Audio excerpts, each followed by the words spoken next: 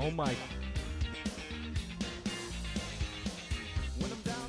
Oh my goodness. Oh my goodness. We're back. We're back to Phil's recap and review.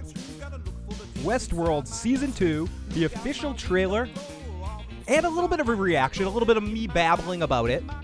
Sorry for the halted intro. I'm a little under the weather, but I screwed up a little bit and couldn't hear myself when I first started talking, so I had the emptiness of the start of a podcast. Usually the beginning of a podcast is a little bit empty for me, where I'm like, hi, let me start to push this boulder down a hill for my goofiosity, and let's get into this right the fuck. There I am. Oh my goodness, I'm a bit under the weather today, but there's very few things that can make me feel better. One thing that can make me feel better is a new trailer for a show I love. So today, I was just going to, I had a little bit of crybaby-itis, from coughing and too many sandwiches or whatever reason. Occasionally, my voice today might sound like Harvey Fierstein in The Cookie Monster had a baby and then drank some glass and forced the baby to drink some glass and then throw it all up. So I might sound like this a little bit today, but whatever.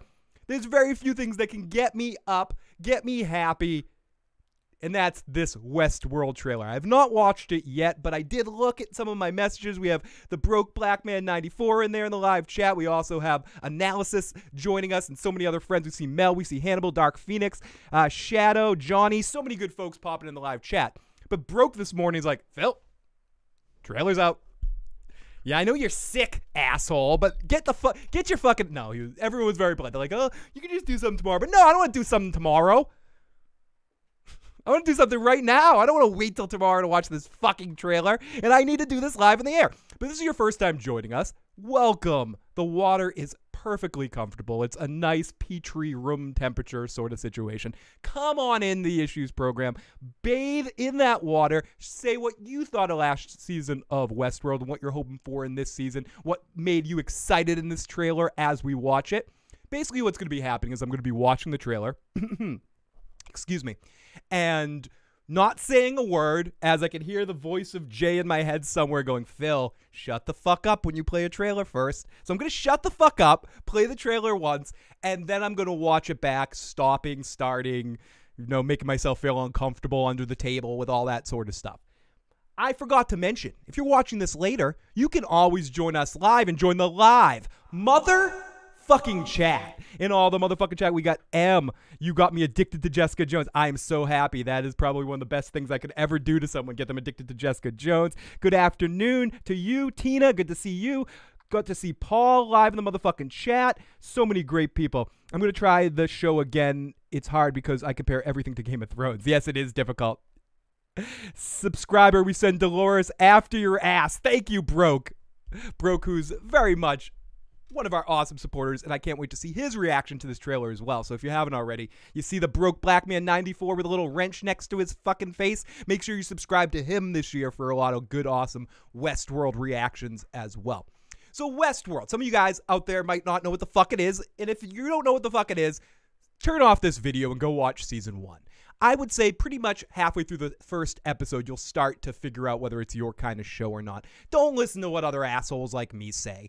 Someone like me says, you're gonna love it. Don't listen to that crap. No one wants to listen to that. But the show is coming back on April 22nd. Is that? The 20th is Friday, Saturday, so yeah. April 22nd. So we're in the sandwich week. So anyone got 2 minutes? It's going to be a fun night where I'm very, very much in the hippie activity standpoint. So I can't even talk today. I'm like, blah, blah, blah, blah, blah, blah, blah, blah, blah. Today's the perfect day for a reaction. But join us every week after the episodes air to talk about the episode of Westworld right after. Hopefully we'll do some other side podcasts as well throughout the weeks, breaking it down and looking into it a little bit, maybe get some of Joe's thoughts on that as well if he's watching it live. Maybe bring in some guests that are also doing some Westworld coverage. I know there's some other Westworld channels out there that I have some sort of associations with, so maybe we can start to bring some of those people in there this season as well. So it's going to be a fun season of Westworld, but you guys didn't come here to hear me talk and hear me anticipate and do the foreplay for all this crap of this season of Westworld. We all know the season of Westworld's coming. You came here to watch a fucking trailer. You came here to click on this fucking video so you could watch the fucking trailer. So I'm making sure everything's working all right here. Oh yeah. Oh no, I gotta move this down. Move you down, fucking chat. Motherfucking chat. Stay out of my face. See what the chat says. Why can't HBO do a Star Trek series? We're getting close to that with Quentin Tarantino doing it. So I'm excited to see what Quentin Tarantino's going to do with a Star Wars film. I mean, a Star Trek film. We got Sam in the live motherfucking chat. Sam loves the foreplay. Hey, I heard Westworld was fantastic. I still need to watch it. Time to bring out the samurais. I would definitely say Westworld for me is fantastic. It's not one of those shows that's going to be for everyone. I don't think it's ever going to reach the universal acclaim that maybe some other big HBO shows will. But I do think it's going to be like a Boardwalk Empire or 6 Feet Under or something like that, where it's going to have a strong, loyal audience that really believes in the show as being an excellent show if it continues into the season 2. But I don't think it'll ever be Sopranos, Game of Thrones popular. I think it's more going to be Wire, Oz, Boardwalk Empire, that kind of popularity where it has a core audience that might grow over time. I hope I'm wrong, but I do think the Nolans, Nolan and Joyful Nolan, is going to get as much time in this thing as they want. If they want 5 years to tell this story, I think HBO is going to give them 5 years. I think they believe in the storytelling aspects of Westworld and want to see where it's going to go. That said, and I've repeated this a lot, this second season is the deciding season when it comes to is a show a flash in the pants sort of situation, or is it going to be long-term successful? And when I say successful, I don't mean mainstream television successful. I mean successful for giving the fans of the show an interesting, different kind of experience each season along the road. Similar, like I said, to The Wire, 6 Feet Under, something like that. So will HBO give them the room to do that? I say yes. I say no matter what, it's going to be like The Wire in the way that HBO's a fan of this show, and they're going to want to keep this show on as long as possible. People say, is this the next Game of Thrones? Is it the next Sopranos? No, I think it's the next Wire. I think it's the next show that the HBO is going to coddle and take care of, and maybe not, and really tell you to watch it and push it like that, or Boardwalk or something like that. So we will see as season 2 is less than a month away. I loved Boardwalk Empire as well, especially the early seasons. I got a little bit, like you could tell they wanted to end it quicker than they probably should have towards the end. But I do love Boardwalk Empire. I love most of the HBO series. I think it's more of an anomaly for me not to like an HBO series. And it's not that I automatically like everything that HBO puts out. If you look at the whole series list on HBO Go or something, there's definitely a lot of those shows I did not like or have not watched yet. But I would say, if I'm talking about like the big ones, Sopranos, Oz, The Wire, 6 Feet Under, Deadwood, Boardwalk Empire, Game of Thrones, those seven without thinking about other ones that I'm maybe missing. The first season of the first season of the fucking show. Why am I blanking on the name of it now? True Detective. So I have a good percentage of me liking HBO shows of the ones that get put out. It's not to say I like every HBO show that came out. I didn't like Vinyl. Oh, add me to the list. I've never watched True Blood. I've never watched Girls. I've never watched the one about New Orleans jazz. I'm blanking on the name of it. I watched like 2 minutes of it. There's like a lot of HBO shows. But Westworld's one that I started watching and immediately kind of got hooked onto. It was a slow process. Kay Rich, who's in the chat right now, a couple of other people, is after that first episode, that usual suspect thing of, yeah, it was all right, I'm going to tune in next week. And then to see the slow progression of starting to love this show was really an amazing thing to watch. I haven't seen Silicon Valley, but I definitely want to check out that show. Oz was wicked fucked up, Hannibal. You think I'm fucked up, Hannibal? I know you wear it proud too. Hannibal and I are pretty fucked up guys, but when we say that Oz is fucked up, Oz is a pretty fucked up show. Vice Principals is another one I really love. I've heard good things about Silicon Valley, and I've also heard good things about a couple of the other comedies that I haven't necessarily watched as well either. I fell in love with Empire more because of my love for mafia and gangster stuff. Very fair. I watched it after... just watched True Blood season 1 through 5, then stopped. Don't hurt yourself with season 6 and 7. I'd love to make that true, but I know myself. I'd like to make that True Blood. But I know myself too well, and I'm going to end up binge watching it and then hate myself at the end for watching those last seasons. Rome's another one that is excellent. Like another just great HBO series. HBO hits it more than they don't. You know, like these series that they put out, more than they're shitty, they're really, really good, at least for a bunch of seasons. You know, whether you want to argue that the final season, 6A of The Sopranos, was less than the level of the rest of The Sopranos with the Kevin Finnery shit. If you want to argue that the final season of The Wire wasn't quite up to snuff with the other stuff, I mean, you can make those arguments and say the True Blood thing, too. Like, I've never watched True Blood, but universally with True Blood fans, I hear that the first 5 seasons were really good and the last couple of seasons sucked donkey tit. But it's ultimately, they have a good track record for beginnings and middles of seasons or series. Ends, not so much, but I've talked about this with Tony before, and I've talked about this with Joe. Endings are tough. It's really difficult to end a series right and well. Even the best of the television series had endings that were polarizing. Even something like Breaking Bad, who generally has a positive feeling about the ending, I've heard some people say that completely warps out of reality. So I'm going on a little bit of a rant here, and I'm distracting myself from the actual topic here. So let me shut the fuck up, Phil. Let me hear that voice in my head that tells me to shut the fuck up, Pam. Shut the fuck up, Phil, and let's get into this and watch this trailer because I'm done. It's time. It's time to watch this shit. Let's get this fucking crap on. Let's call it a day. Call it some poop. Let's call it a poop and get into this. Now, I'm going to shut my fucking mouth here while I watch this trailer. And we're going to watch it. And then I'll be back to react. And then we're going to break it down. So let's enough of this fucking foreplay HBO talk. Because I do love the foreplay too. I love podcasting foreplay and afterplay. It's some of the best times of the podcast.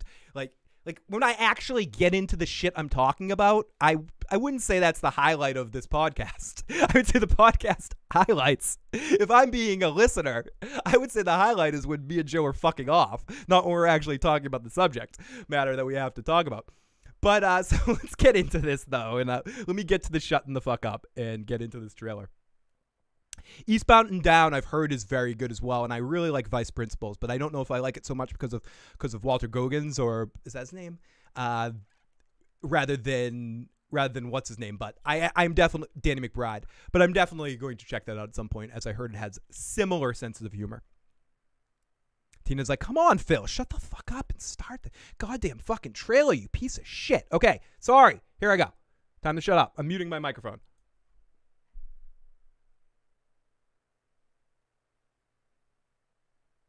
Okay, I don't hear sound. Sorry, everybody. I have to fix the sound situation. So this is visually the trailer. Yeah, this isn't going to work right now. This is not going to work. I need to adjust my situation here. I thought I had it. I thought I had it all fucking ready to go. But no, I need to switch it up because I suck. So give me 1 second. I'm going to play the trailer sans music here for a second. And while I figure out why I'm getting no audio. So fucking technical difficulty. Real technical difficulties suck my tit.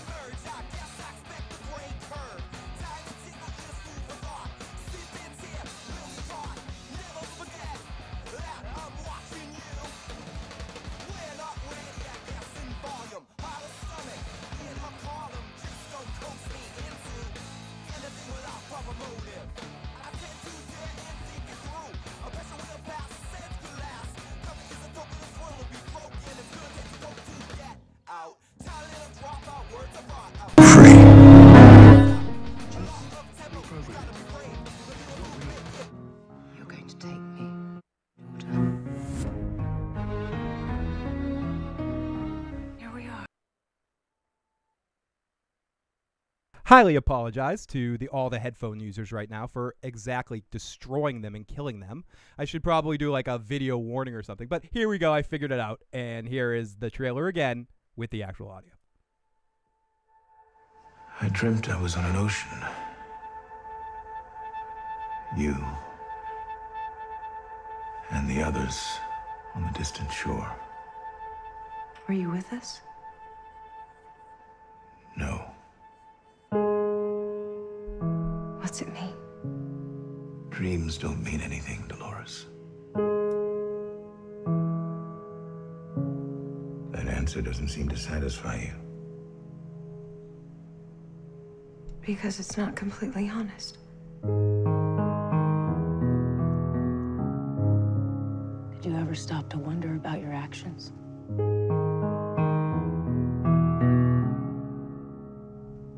The price you'd have to pay if there was a reckoning. That reckoning is here. Up until this point, the stakes were never real. But now, you and the rest of your kind are free. She's something we programmed. She's not real. You're going to take me to my daughter. Here we are, kind that will never know death, and yet we're fighting to live. There is beauty in what we are. We've ridden 10 miles and all we've seen is blood. Is this really what you want? It's us or them. Revenge is just a different prayer at their altar, darling.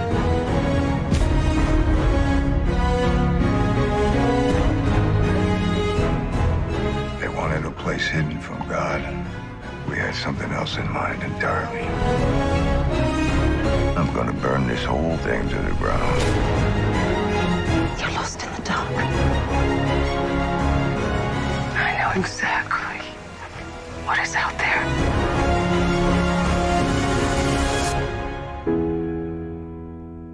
You frighten me sometimes, Dolores. Why on earth would you ever be frightened of me?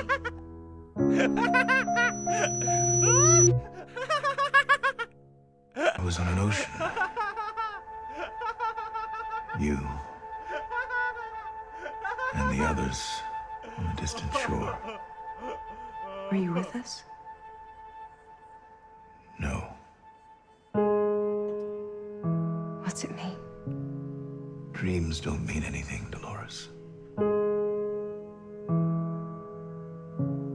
That answer doesn't seem to satisfy you. Because it's not completely honest. Did you ever stop to wonder about your actions?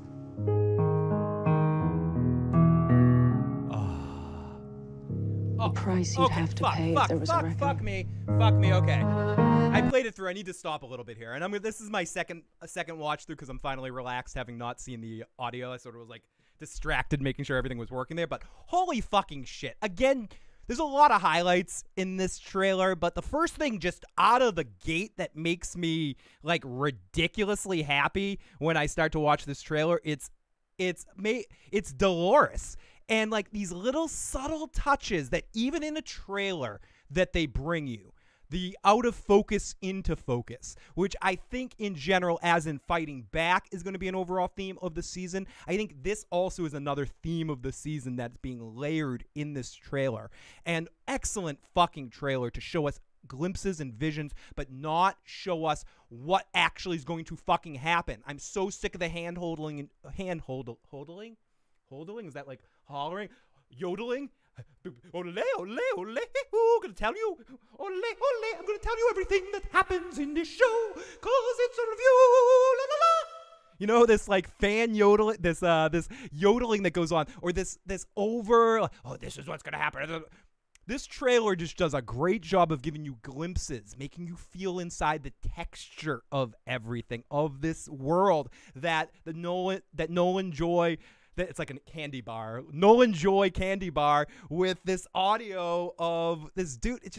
It's freaking amazing. It's the marriage of all of these things put together with the stuff from the Crichton novel and the movie. It's just all a perfect balance. And again, this trailer doesn't make me feel anything but beautiful about that. In this one fucking second where they cover out of focus and then coming into focus, it is so subtle. So not even subtle. It's as obvious as a fucking slap across the face, but it's a small little thing that just makes my whole body feel good. This and her smile at the end are the first two things that just pop into my head after seeing this trailer. When that fucking awkward smile. That awkward smile. Can I hang out with Dolores? I don't know Evan Rachel Wood. I'm probably never going to know her. Maybe I'll be lucky one day in the alternate universe to interview her in some context, but I doubt it. But even if I was, I wouldn't know Dolores, okay? I want to hang out with Dolores.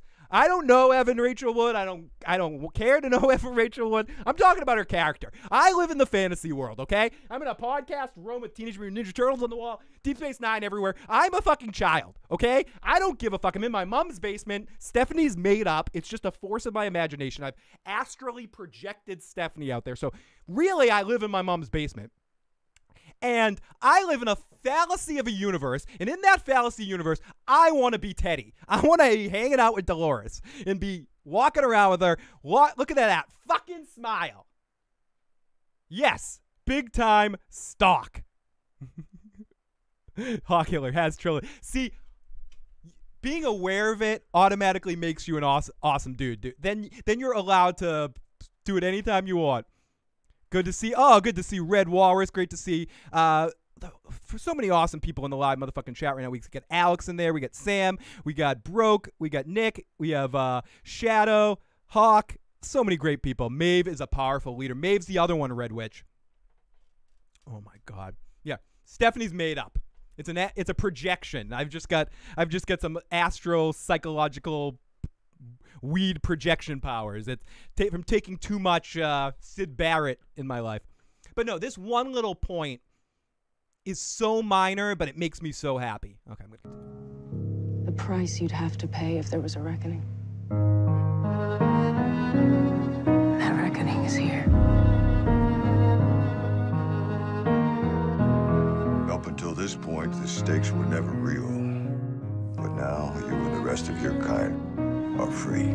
Okay, Rich, that's an interesting discussion for a different podcast. I don't know if I think most times the way you imagine something or think about it in your fantasy ends up being better than reality. I think that's why it's very difficult for any person that's a fan of a book to completely love a visual translation of it. It's very rare when it happens. Game of Thrones season 1. There's a couple of other examples of things where people that are very passionate about something that they read because of the imagination and the fantasy aspect of it and what you think about it. Or when you hear radio plays, a lot of radio plays didn't transition as well into radio stars into live action. Some did, but not as many did because it's the imagination is so much important. And that's but it's also a bigger issue you deal with in Westworld. How far does fantasy stretch?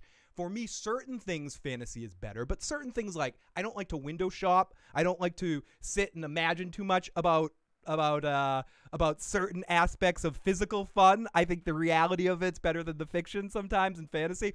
So I think it all depends on what necessarily you're talking about. Would fantasy sex with Teddy or Dolores be better?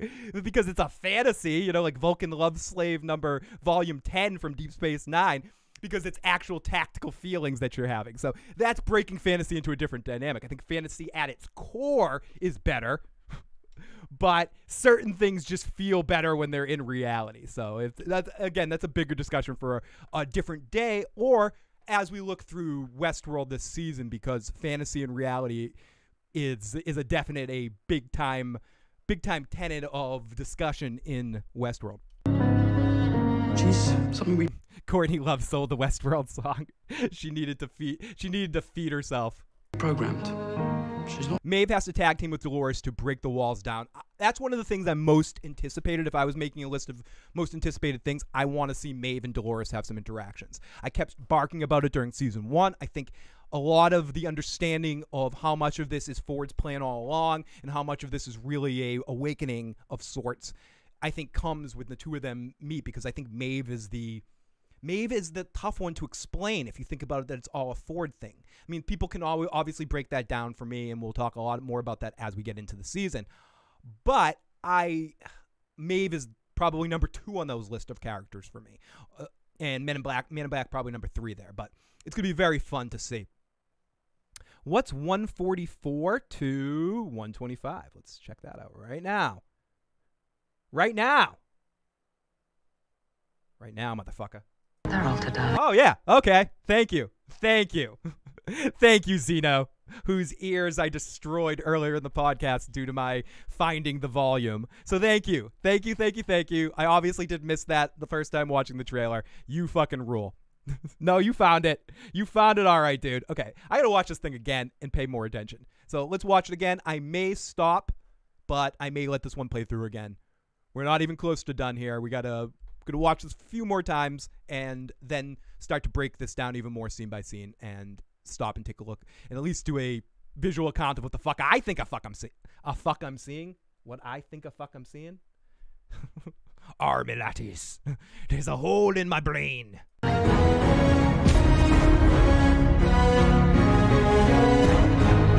I'm starting. I dreamt I was on an ocean. Great to see you, Tim. Thanks so much for popping in, buddy. You and the others on the distant shore. So do you guys think that the season starts out with Bernard talking to Dolores again? I personally do. I think the first thing we hear is something similar to what this speech is at the beginning. And I'll start to get the breakdown again, and then maybe I'll play it again at the end. But because I'm ready to start talking. I'm ready to start stopping and starting now. So I do think the season's going to start out with very similar to the way last season started out. Sid Vicious, the power bomb. Let me get my toys out so I can demonstrate what the power bomb is. I dreamt I was on an ocean. You and the others on the distant shore. Were you with us? No. What's it mean? Dreams don't mean anything, Dolores. So yeah, I have a feeling this scene, what we're seeing right here with interactions between the two of them, is going to be very early on in the season. It might even be the way we start our season.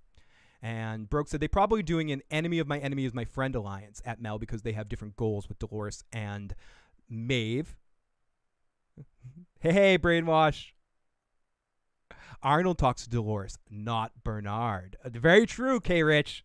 Very true. That was memories of Arnold, not necessarily Bernard. So maybe if this season starts out with Bernard and Dolores talking, it'll be an interesting parallel to the events of season 1 and a different sort of awakening point. Yeah, well, yes, the psych interviews are a constant, especially with Bernard, Dolores, and Ford. And I do think they're going to be a part of this season as well, but set up in a slightly different way as they're more analyzing consciousness or what they believe to be consciousness. And the others. Nick also said, we also have to remember that last season was told in mixed up timelines with the identity of a young man in black and before Bernard's transformation. Season 2 might do the same. That's one of those things that definite thing to remember, an excellent point, that as much as we think, that's why I try not to put the Miss Cleo hat on. And I go back to what I was saying before about certain trailers or certain types of reviews or things like that that tell too much. I don't want to know much. I think part of what makes, for me, and I've said this a bunch recently, part of what makes great media for me is surprises, is being shocked, and I think that forgives some loose ends around story elements to a certain extent if you're brought on a roller coaster. You know, if you're brought in a way that you're not expecting what's to happen next and you're always kept on the edge of your seat. It is a very good storytelling device that can forgive a lot. It doesn't always warrant multiple viewings. I think Westworld's an example of a show that it does because of the texture that goes into the filming and how much they lay everything out. So it's good to kind of go back and look at it and watch that. But certain things that do that, you'll be like, I watched it one. It's like one and I'm done. I'm never going to watch that thing again. And I do think as the text. I was gonna say the texter. What am I on the radio station again? What the texter in the fax machine says. The person in the chat says that it's not worth pointing out that season 2 might use similar but different means of storytelling and really try to surprise us, and we're not going to feel on constant ground. It's not going to be as simple as everything's being told to us. They're telling us what they want us to see. And the Nolans, if we talk about his brother and Jonathan and the way he writes scripts, and from listening to Lisa Joy talk, they like to fuck with people. They want a visceral reaction more than they want a hit, more than they want anything else. They do want money. Everyone wants money. But I just mean listening to them talk, the kind of storytellers they are, is they want to goose you. They want to grab you by the balls or the tit or the ass and squeeze. They want to do that and go honk honk. Gotcha. There's just a little, I don't know even what's the correct word to use it, a little bit of Andy Kaufman-ness in them. They want to fuck with you. And I'm looking forward to seeing how they fuck with us in season 2. To me, I think it's going to be in messing with our expectations. Everything we can expect to see in season 2 probably isn't the way it's going to go if it's what I think it's going to be. You know, like if it's at the best it could possibly be. It's going to keep us on the edge again. And it's going to lay out another chapter in this 5-chapter story that they want to tell. So I'm very fucking excited. This year, with the lack of certain shows coming out, there's 2 shows I'm extremely, unbelievably excited for this year. This being one of the 2, the other being Better Call Saul in September. There's a couple of other stuff I'm, eager to see. Can't wait till this Sunday. There's so many shows that I am, whelmed by or underwhelmed by, or my excitement for it. Westworld is not one of them. Same with Better Call Saul. I trust the show creators, even though they've given me no reason, because someone in the chat earlier said season 2, that's the opportunity that they have to fuck it all up. That's the opportunity. First time we see whether this is one and done or if this is something real. Ford had it planned, but May broke the path. KC, great to see Jack in the live motherfucking chat. Hey, Phil is actually talking about a series I care about, so I'm back for now. Great to see Jack in the live motherfucking chat. What I love about Jack is he's an honest motherfucker, and that's what I appreciate more than anything. So, and we got Mike in the live chat. Live chat. Mike's in the live chat. This is how I say live chat.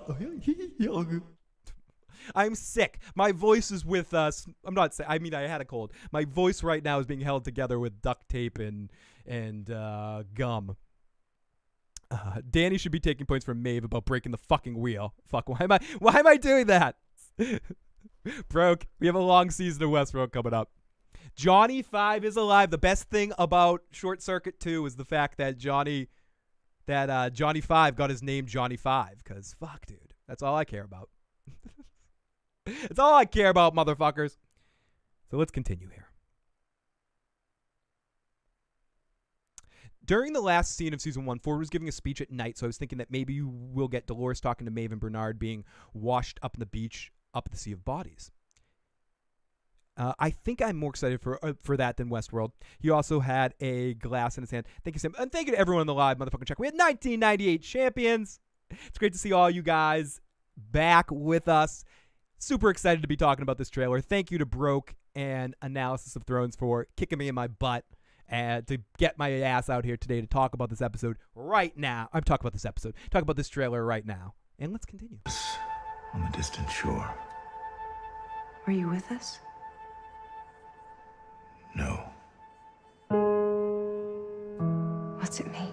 So dreams mean nothing. And then we get a quick flash here of the staff trying to put things together here, which I do like that they're not just going to ignore some of these characters. We're going to see Ugly Helmsworth here and all of that storyline as well, completing with the park. And I'm sure that's going to be associated and connected to the Man in Black storyline now that we know who he is.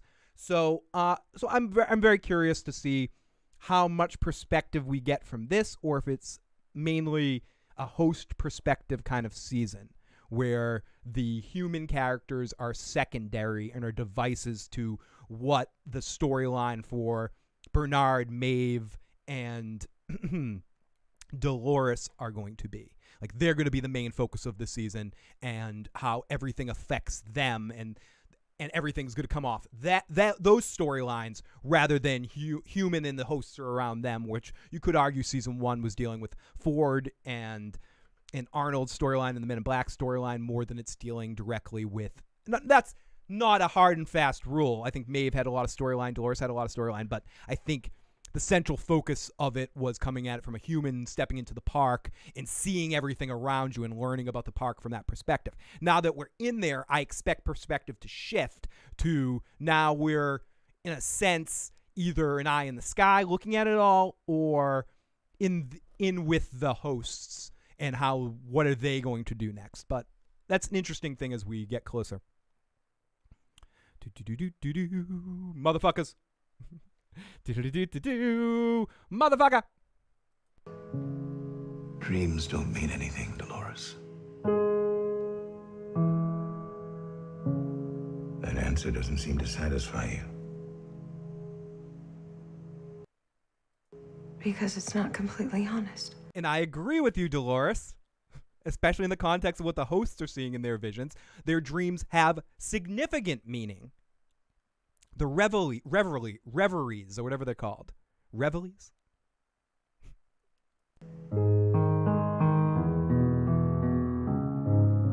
Oh my God. I'm sorry, everybody. Sorry, everybody. For one second here.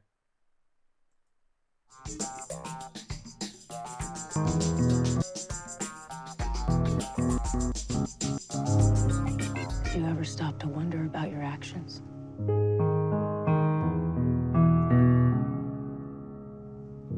Dolores, and see that little subtle touch. I love you, whoever edited this trailer.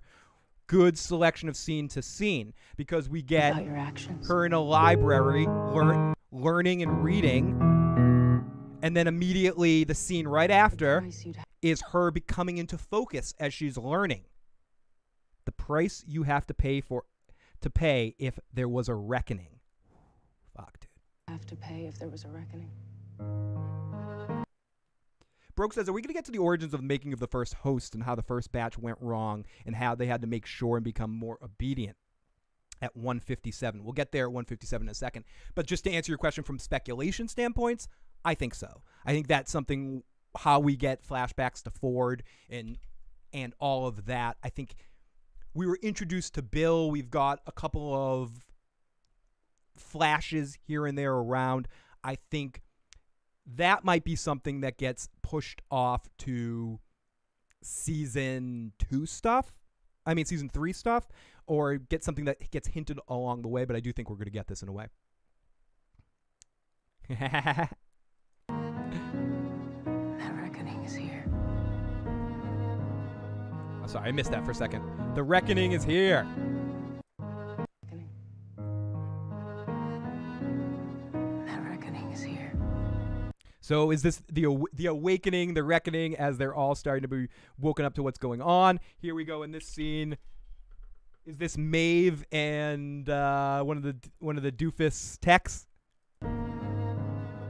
Broke. I'm not sure if that's coming soon, because I'm not sure when I'm going to get a chance to see the movie, but might have something special from Taka for you on that one if he's feeling up to it. So might have something for that coming soon, Broke. Really was. Ed Harris, this is one of the best things Ed Harris has done in a long time. Does John Connor go back in time to stop Skynet from making Westworld robots? I've never seen the show, and all I know is about robots. Play it! Play it! Reckoning is here. Say it! Say it! Up until this point, the stakes were never real. But now, you and the rest of your kind are free. She's something we Well, that was an interesting tack by the Men in Black right there. Who the fuck is he talking to? Love all that. Love all the visual setups to kind of show you that at least the Western feel isn't going to be completely abandoned from Westworld, in the sense as we discover and live in this world. Some scenarios are still going to be being played out, even if they're altered as the androids are being awoke. Up until this point, the stakes were never real. But now, you and the rest of your kind are free. I'm very curious who he's talking to right there, but She's something we programmed. She's not real. You're going to take me to my daughter. okay, so this is going to be an element of Maeve's storyline where she has a memory of a daughter being taken away, and she forces this dude to bring him back to her, and we'll find some sort of connection there, and we're going to discover how much the memories actually cave into that. So that's a hint a little bit at what at least the beginnings of Maeve's storyline will be. Here we are. Kind that will never know death. And yet we're fighting Oh, young Teddy. Young fucking Teddy. To my daughter. Oh, not young Teddy. Young Men in Black, I mean. I love that. Again, another awesome look by Dolores. I don't give a fuck. Fuck you kind of look. Here we are. Kind that will never know death. And yet we're Oh, poor little kid. fighting to live. See a big battle of some sort, a different scenario being played out, where they're like, they've got giants. Where we're about to see 1-1 bass through the door. He says he's gonna burn the whole place down. Whose side is he on? He's on his own side, I think. Really, right? I mean, I think he's on whatever. At least from what we know from him last season, the Men in Black is on whatever gives him the biggest rush at this point. His life's played out. He's bored. He just wants excitement. So in this level, I think if he's playing a game, his game is survival at this point and living to fight another day, because he knows he's up against it and he knows he's in a situation where he's fucked here. He can't stop friggin' crazy, an army of crazy datas coming at you. You can't fucking stop that. So let's continue. There is beauty in what we are. Okay, so perhaps the reverse, where it's a lot more of Dolores instead of Arnold helping Dolores. In this season, it's Dolores helping Arnold's doppelganger host, Bernard.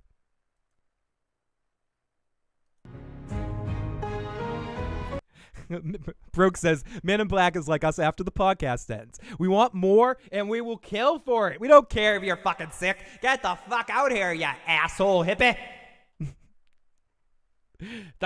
We demand it. Does Robopussy take different? Yes, I believe it has more of a natural secretion system built in Hannibal. Believe it or not, I believe in last year's podcast, there was at some point where we deeply, no pun intended, analyzed that question. As Mike has a good answer in there. We've ridden 10 miles and always. I would say all body fluids, that and semen, are some sort of vegetable edible ingredient of sorts. Yes. We're never going to shy away from such questions on here on this Westworld recap and review show. Seen his blood. Is this really what you want? So Teddy, always the Cyclops, fucking Marsden. Shut the fuck up here and let Jean kill people here, okay? Don't fucking try to stop another fucking crazy fucking capable person that wants to kill people, Cyclops. You're holding everyone back, dude. That's why you were never a big part of the movies. Take a walk. No, I'm kidding. I love James Marsden. I just hate him in the X-Men movies. Like, literally, I fucking hate his character in the X-Men movies because he's a fucking useless fucking character in those movies. But I feel bad for him because I think he would have played a good Cyclops in the right kind of... I just think he's one of those characters that when they were writing the movies, Singer just didn't know what to do with Cyclops because he's like, I want to make a Wolverine movie. And then every movie it's like, well, Wolverine's our main guy. He's sort of our indirect leader. And then we got Professor X. What's really Cyclops' role? So you just didn't fucking get it. Nick says, Phil, maybe his game is to cause chaos between the robots and their makers, which is the hell of it, then escape back to the service. That is a good fucking plan. And that's what I'm saying. He might just be a chaos agent. Everything we hear out of his voice is bullshit, but I do like his tact. I like how he's coming at it from a much calmer tact, at least in the scene that we see there, because he knows he needs to do what he needs to do to survive. He is a survivor. He's lived in this world, mastered this game. He knows how to maneuver the environment, and he's obviously an accomplished manipulator. So it's going to be very fun to see. Oh, God. Another one on the list. Just another storyline I'm so excited to see. He's probably, as the humans, is the human I'm the most excited to see. And he's probably our most prominent human character, except for Sizemore and Maeve's boyfriend there. What's up, Tim F? Great to see you. There's a good serious theory saying that the headquarters is underwater.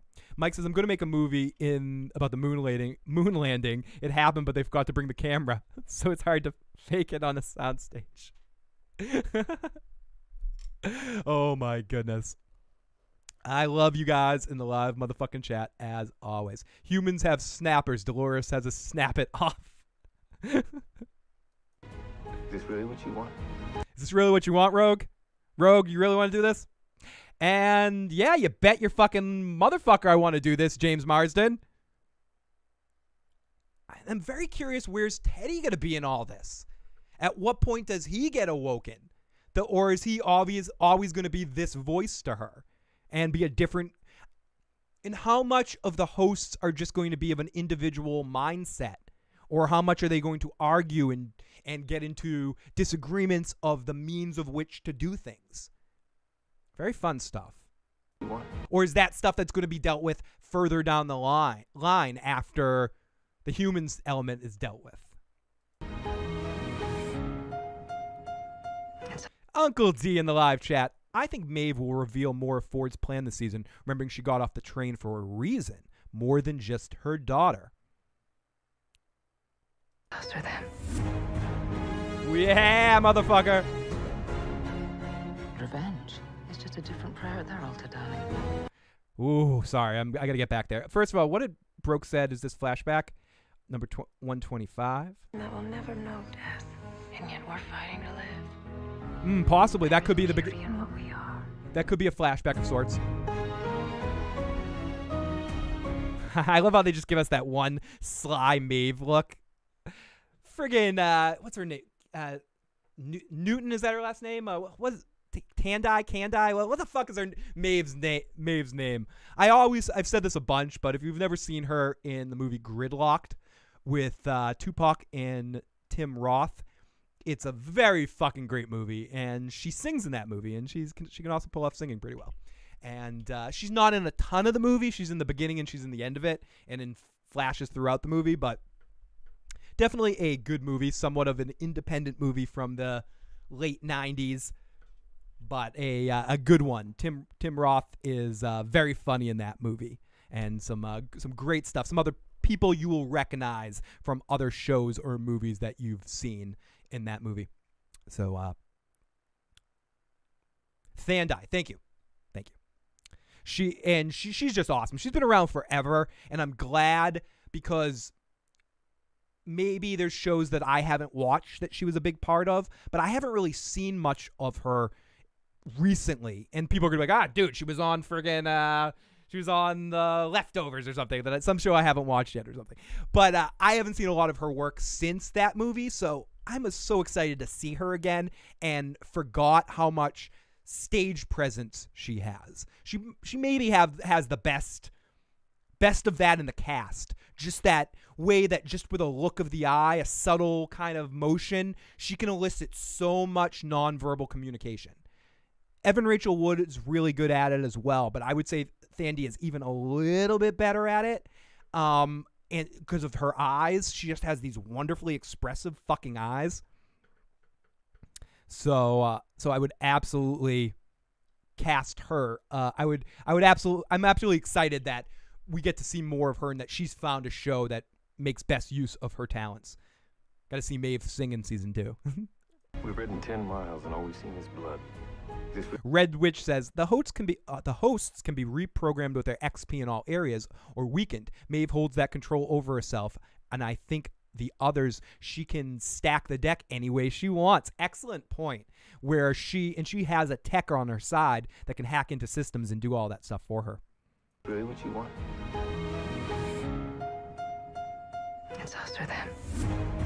Whoa, whoa, whoa, whoa. Shut the fuck up, Phil, and get back here. Sorry. We've ridden 10 miles and all we've seen is blood. Is this really what you want? Yes. It's us or That's pretty fucking cool. Is that Maeve next to her? No, it is not. But still, we see Evan Rachel Wood. We see Dolores with her. Sorry, Evan Rachel giving me the worst joke in the world. The most oversaid joke in the planet. Like, if anyone ever said that to her, she'd be like, yeah, fuck. Haven't heard that ever. Yes, I did just snort. But, oh my goodness. You guys in the live chat crack me the fuck up here. So let me go back over here. them. But yeah, her with a little army of sorts. Love that shift in the music. And even if you're going to do orchestrations or these versions of old songs, you can do it like shit. It's not just, they're not just selling on, people liking Heart-Shaped Box or Painted Black or whatever other songs that they've used over time on Westworld. I think the talent of, and I'm not even going to try to pronounce his name. We all know who did the soundtrack. The same guy who works on Game of Thrones, Prison Break, a lot of other shows. And what he does something different in each show. There's a familiarity of all of his work in the sense that it's all really fucking good, but it's not one of those things where certain soundtrack people, whether it be for composers, whether it be for movies or different television shows, all their soundtracks kind of sound familiar. And that's not necessarily a bad thing. It's certain films fit those composers and you hook it up and you're like, that guy's got to do this, that guy's going to do this. This guy, it's our guy, whatever. Oh, that's Logan? Oh, that's fucking Logan. Shit, dude. Thank you. Thank you, Alex. This guy, he designs unique music and unique styles of music depending on the show. I wouldn't listen to Prison Break, and I'm pretty sure he did Prison Break. Someone can correct me if I'm wrong in the comment section or in the chat, and they will. But I'm pretty sure he did Prison Break. I would never think the guy who did the Prison Break soundtrack or the audio to Prison Break is the same person that does Game of Thrones and does Westworld. It's completely unique. And if you look at his credits, that's one of his amazing talents as a composer, is creating these unique compositions and taking these old songs that people love, or some people love, or these well-known songs, and giving you these amazing unique orchestrations of them. They're not just paint by numbers. Oh, this is, people like Painted Black. Well, that's easy. I don't have to make it sound unique in any way. He's doing these very unique creations of these songs. People know I have a hard on for soundtracks because I'm a hack musician in my time when I turn off the camera. But it's worth mentioning that would Westworld, would the shows that he work on have that extra edge? I think part of what makes Westworld great is that edge that he brings. Ramen Diwandai did I kill it too bad? Did I destroy it, Red Walrus, or is that okay? I am naked. That's why I turned off the camera. Oh, naked when the waist down. Their version of The Cure's Forest was awesome. Exactly. Like I haven't thought about wanting to get soundtracks in a while, and I want to get season 1 Westworld soundtrack if it exists out there, or get. Who am I? What generation am I in? I'm just gonna find audio versions of those songs, and there's ways of getting it. But we did do Prison Break too. Okay, so I'm not making that up. I am not making that up. Oh shit! Oh, sorry. I gotta go back to the camera. No one wants to look at your stupid ass. You ugly motherfucker. Killmonger says John should get Hans Zimmer like his brother. I think no matter what, one thing that surprises me, or doesn't surprise me, but I'm wondering, I know Christopher Nolan's a very busy dude. It would surprise me if all of Westworld has its complete run and Christopher Nolan doesn't direct one episode. I would I mean, Jonathan's written almost all of Christopher's films. Is it all of them? Has Christopher Nolan done a film that Jonathan Nolan didn't write? Maybe Dunkirk? I honestly don't know. I can fact check that later, or someone can fact check me on that one. But I would honestly be surprised if I would love to see Christopher Nolan come in and direct an episode. It would be I am a little bit of a fanboy of most of Christopher Nolan's movies. So it wouldn't be a horrible thing to have him come in and do some directing. Phil, patient goes to the doctor for follow-up visit. Doctors say bad news and worse news. Bad news, you got 24 hours to live. Patient, how is there worse news? Worse news, I tried to reach you yesterday. Did I touch? I didn't say that joke right, but Phil, let me get ready. Let me do that one more time. I gotta do that one more time. Now that I know it's a joke. Where are you, motherfucker? Push it down. Push it down. Push it down. Push it down. Sorry, I was trying to find the drum fill audio thing, but Phil, patient goes to a doctor for a follow-up visit. Doctor says bad news and worse news. Bad news, you got 24 hours to live. Patient says, how is there worse news? Worse news, I tried to reach you yesterday. Ba-bum-bum. I love it. Sorry, I needed the drum sound for that. Otherwise, it just doesn't have the same effect. But we'll go with this one. Tried to reach you yesterday.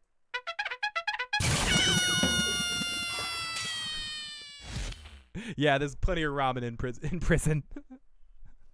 So let's continue here as we start to get towards wrapping things up. There's beauty in what we are. Ooh, yeah. Oh, yeah. There's some fun going on in there. There's definitely she's giving him a little. They're both giving each other the fun eyes there. Oh yeah.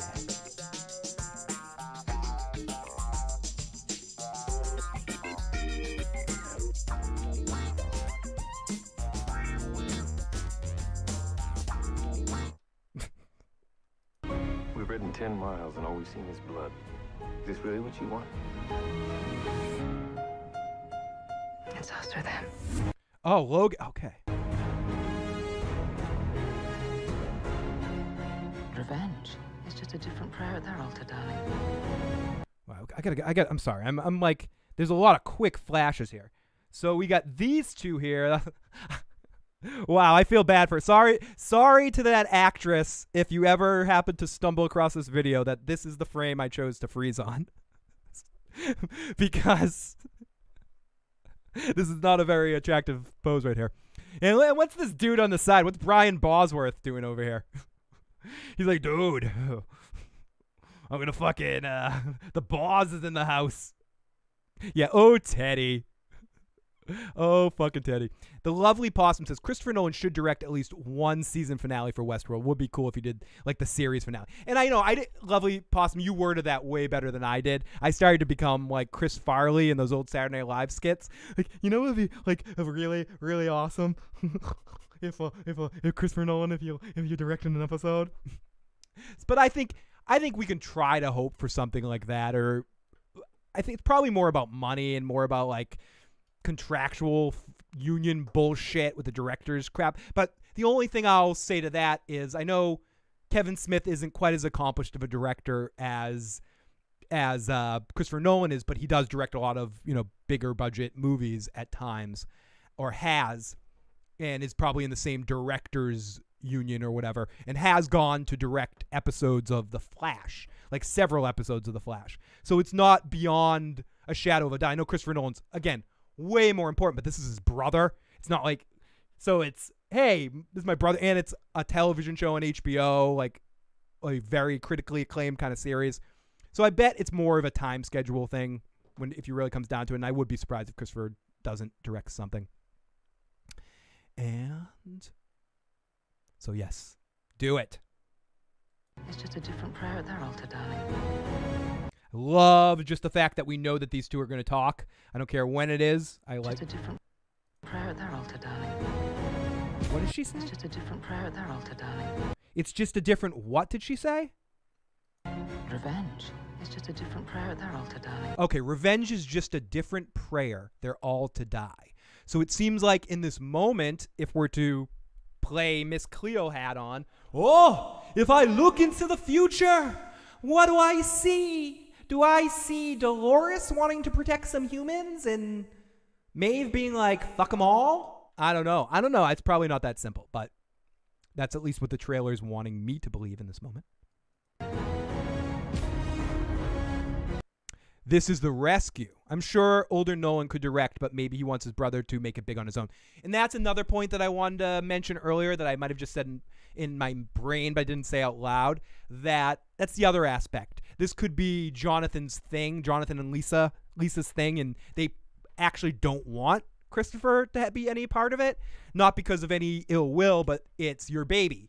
You know, like you start your own side project band. You don't necessarily want your awesome lead guitar player to come in and play solos in it. You want to try to solo yourself, even though because you don't get to do it on the other albums or something like that. Whatever. So there could be many reasons by that.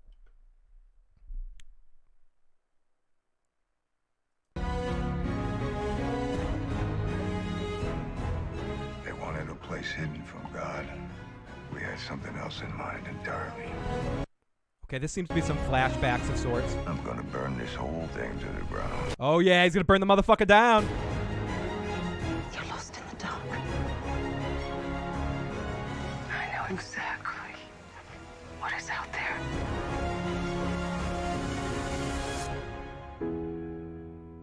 Fuck me. Frighten me sometimes, Dolores.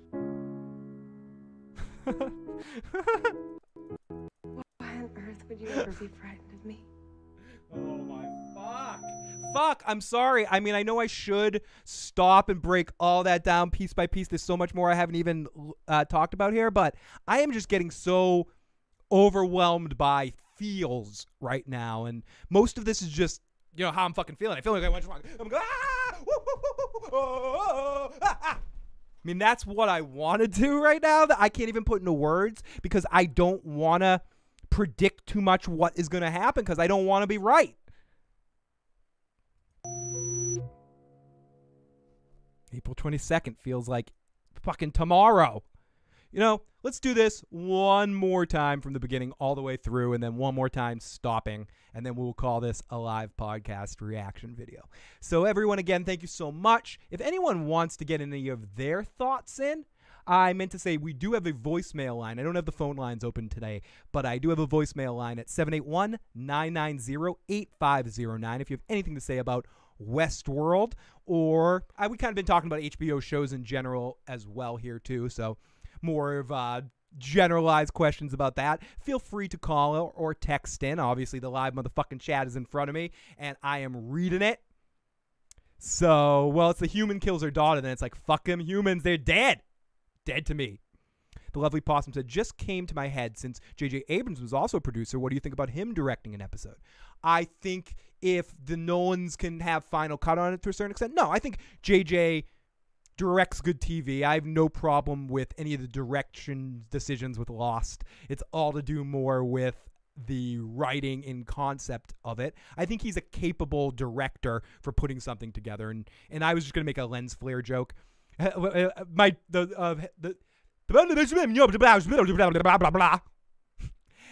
as the Nolans have final cut on lens flares, that was my big joke there. Oh yeah. Oh my god, the audience fucking loses their shit. Hell yeah. As long as they have final cut on the lens flares. Final cut. I said final cut on lens flares.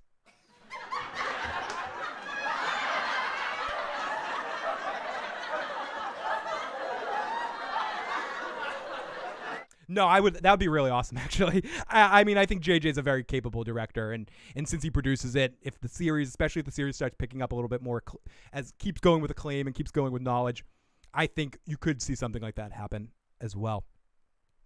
Coming soon to you, a Gotham Season 4 podcast. Yep, broke. And also, I will be reviewing an anime for our last two Super Chat winners that won the big prize, I guess, of review commentary of your choice. Broke picked Gotham season 4, and we had someone else that picked a anime that I need to watch. I have it written down, but expect those reviews very soon. And let's continue. This is how it goes out. This trailer came out of nowhere. Didn't know it was going to drop. Was there an announcement to this? No, Broke. I don't believe so. Which again leads me to the Nolan's like fucking with people thing in a world where you put teasers out to advertise a trailer coming. I like that this caught us by surprise. It was a good surprise in the morning to get this kind of like, whoa, wait, what? Excuse me. This is on. Time to drink some fucking tea. Take a couple of Hall's fucking mouthwash. Take some Hall's mouthwash. Use some vodka for mouthwash and get this party started. But okay, I'm gonna this trailer play will be an all the way through trailer play for anyone that's tuned in late. That says you keep stopping and I can't get a feel for this fucking thing, Phil. Why are you killing us with your talking? To any people that say that, here we go. I dreamt I was on an ocean. You and the others on the distant shore. Were you with us? No. What's it mean? Dreams don't mean anything, Dolores. That answer doesn't seem to satisfy you. Because it's not completely honest.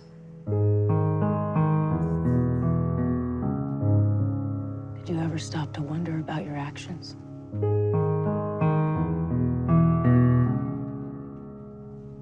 The price you'd have to pay if there was a reckoning. That reckoning is here. Up until this point, the stakes were never real. But now, you and the rest of your kind are free. She's something we programmed. She's not real. You're going to take me to my daughter.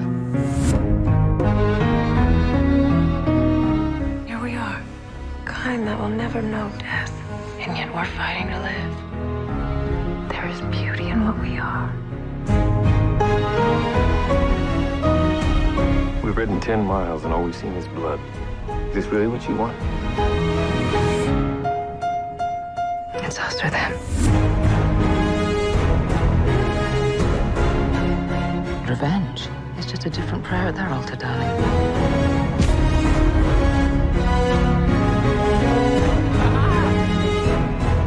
They wanted a place hidden from God. We had something else in mind entirely.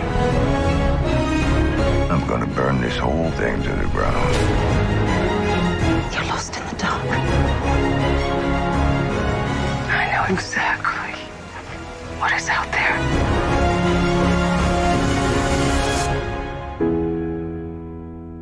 You frighten me sometimes, Dolores. Why on earth would you ever be frightened of me? Oh my fucking god!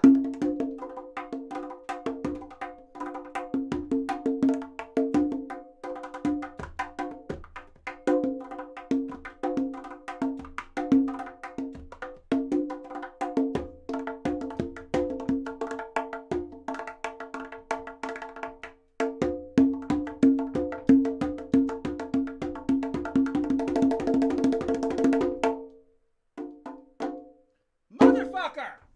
Fuck me in my fucking balls. Right in the fucking hole of my balls. So, so yeah, The price you'd have to pay. that trailer makes me very, very exciting. Very, very I excited. dreamt I was on an ocean. You and the others on the distant shore. That smile at the end. I'm sorry. Again, I think that smile at the end might be my favorite part of the entire trailer. In a trailer that usually comes, they come down and they give you that one last moment. The topper of this trailer is something so innocuous, so small, just a smile. There's so many amazing things that happen in this trailer to me, but again, that home run fucking shit at the end is her smile. It's because it's such an unnatural look, and she plays, again, I've said this a lot in season 1, so many of the actors and actresses on this show play different elements of characters really well, good and bad. But Dolores, Evan Rachel Wood, I was talking a little bit earlier about Thandie Newton. Evan Rachel Wood plays an android really well. Like really that. So when she's showing emotion, it's almost it's not almost, it's creepy as fuck. It's really creepy. It creeps me out. I'm creeped out right now talking about it. I mean, and again, as pre-mentioned earlier, I'm probably, if you were making a list of the top 10 creepiest people that you listen to on podcasts, I mean, I would probably be towards the, the upper level of that. I'm pretty creepy. Definitely. Look at the way I'm looking at you. I mean, that's creepy. I mean, wait, I can get closer too and make it even creepier. See, I'm a creepy motherfucker. If anyone's listening to audio of this later, I'm not sure if I'm going to release this as audio. Probably not, because it's a trailer reaction. But if you're listening to audio, trust me, if you're looking at me, it's a little uncomfortable. And if I think something's creepy, that's pushing it, dude. Dolores in a modern dress. Oh my God. Infiltration. Yeah, when she's looking at the city and stuff. Yeah, it's all about her journey and seeing things through her perspective and her subtle changes and stuff. That's some of the things that have me the most excited about this trailer. Come on, Pokey. Let's burn the motherfucker down. Yeah, bitch. Let's burn the fucker down. That's my impression of Mad Men at the beginning of every Friday the 13th stream that he's in. I love people's first times if they've never been in a stream with Mad Men before. And he'll I'm gonna kill you, I'm Jason, bitch! Ah! And people are like, whoa, dude, you're crazy. But he's consistent on it every fucking time, man. I love it. Love it, dude. Love it. The Madman Marts in the live motherfucking chat right now. Great guy. Great dude. Always streams a lot with Joe on Friday 13th on Dirty Issues, and definitely check out Madman Mart stuff as well, but you can check him out over there. It would be creepy if Phil showed a nipple. I'm just saying. No nipples. No nipples. No one wants to see. Yes, I don't have nipples. They've been removed by hair. There's just too much hair. You can't see it. See, I'm creepy. I'm creepy as motherfucker. Creepy as shit. Let's continue. Yeah, Jason! Jason, bitch! I'm gonna kill you! That's my impression of the Madman. I'm gonna get you! It's true! Crazy bastards. Were you with us? No. What's it mean? Dreams don't mean anything, Dolores. Hey, you just got fucked by the truth. That answer doesn't seem to satisfy you. Because it's not completely honest. Did you ever? Broke says put show your hairy nipple on the wheel.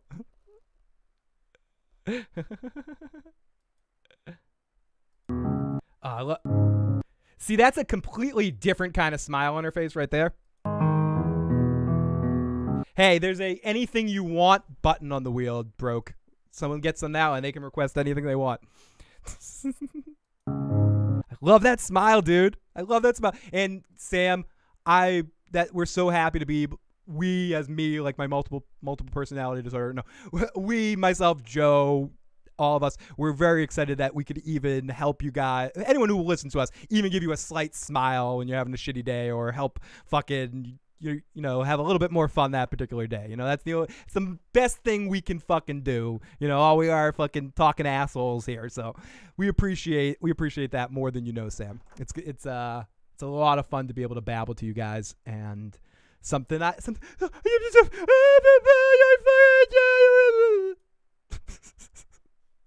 me crying. Did you ever stop to wonder about? I have that's me crying. I have emotion. I am not a robot. I am not a robot. That's what I tell myself all the time inside my head constantly. Phil, you have emotion. You do. Come on. Why are you talking about yourself like that inside your own head, Phil?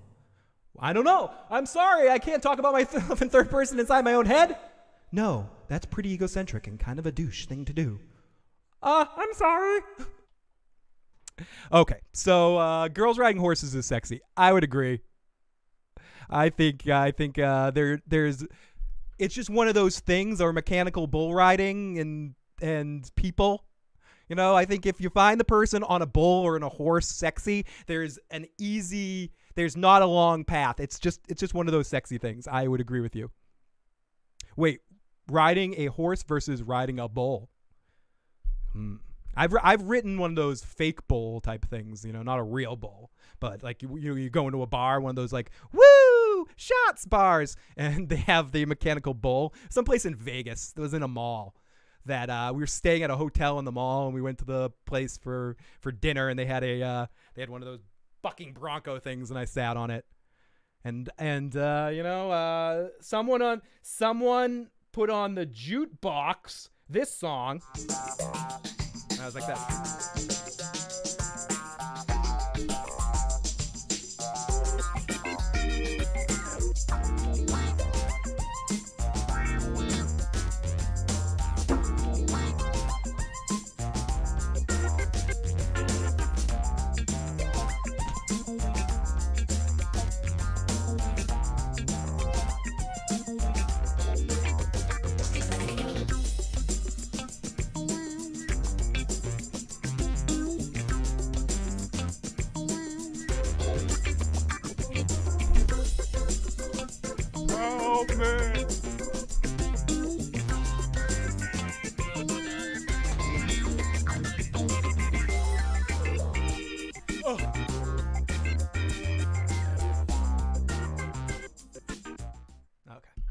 Enough of that shit. I rode a bull.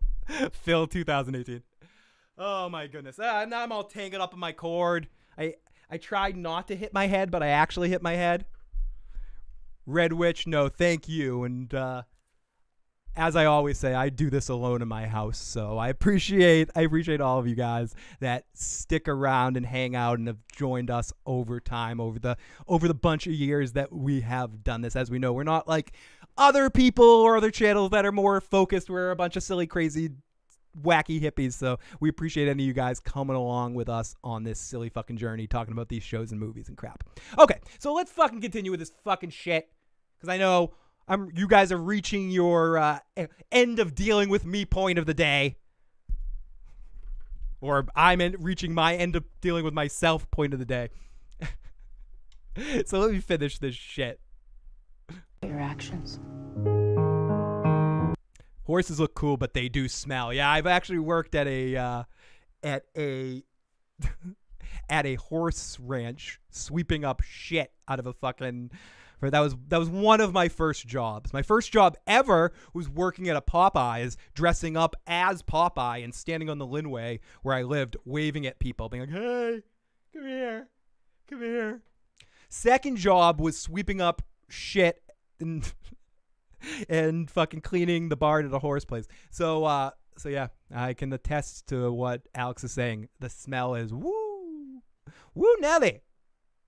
No, Tim, thank you guys for you guys, all you guys in the live motherfucking chat, all the patrons, all the people that are awesome enough for the super chat donations and shit like that, and all the people that check out Dirty Issues. All of you guys, I can say it. I can get on my hands and knees again, no matter how many times I want to do it. I say it a lot, but never enough. That you guys are all never enough. But let me do it.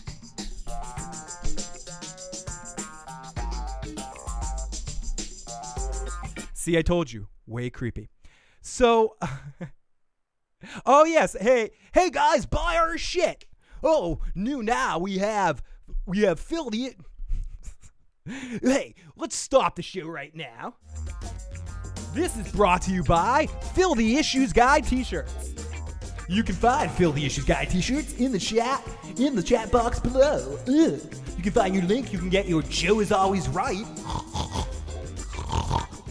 Or you can also get your Phil the Issue Guy t-shirt or your shit buddies. They're available now. Sorry, everybody. That's the only way I can shill. Like, and this isn't shade on anyone else that can shill better than me. I can't shill comfortably, naturally, without making fun of myself. I can't help it. I'm all for shilling. I just shilled. Look in the comment section. Look in the comment box, the description box, if you want to find how to help us out and shit. But I can't like do it blatantly in every show. It's more I make fun of myself when I do it. But yes, there you go. Analysis of Thrones. Great to see you, motherfucker. I'm still just a weirdo. Oh, thank you guys. And let's continue. The price you'd have to pay if there was a reckoning. That reckoning is here. The fucking reckoning is coming.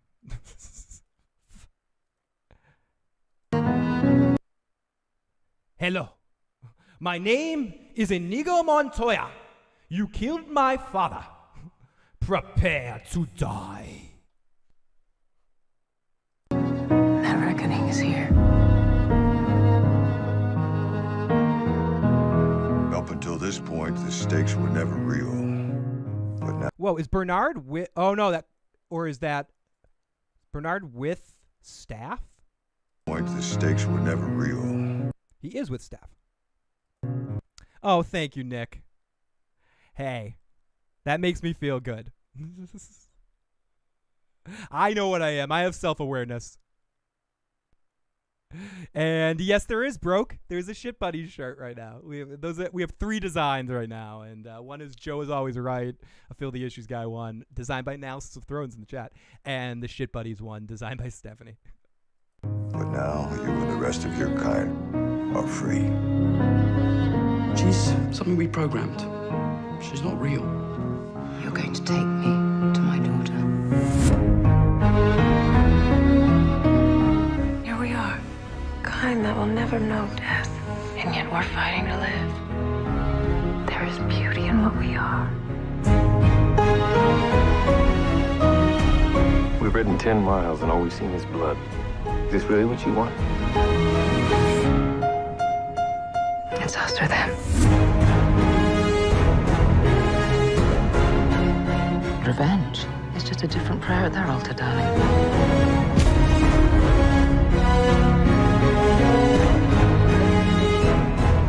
They wanted a place hidden from God. We had something else in mind entirely. I'm gonna burn. Whose voice was that? Is that a new voice? We had something else. Okay, so this is kind of where I stopped before. I'm pretty sure this is probably a flashback, and this is the past. In mind entirely. Whoa, that was pretty fucking crazy too. Or is that just some surreal mental imagery crap going on here? Something else in mind entirely. I like that. And what is that? The heart of the island? Like, what the fuck is that little thing? It looks like a tasty meatball, whatever it is. Is that what was inside Tony Stark's chest? Is that what's going on there? Is that the Infinity Gauntlet? Like let's go. What the fuck is this thing right here? Is it a spider high? Is it taint? Is it robot taint? Is it the secret sauce that they put in the secret proprietary blend of secretions that we put in the body fluid?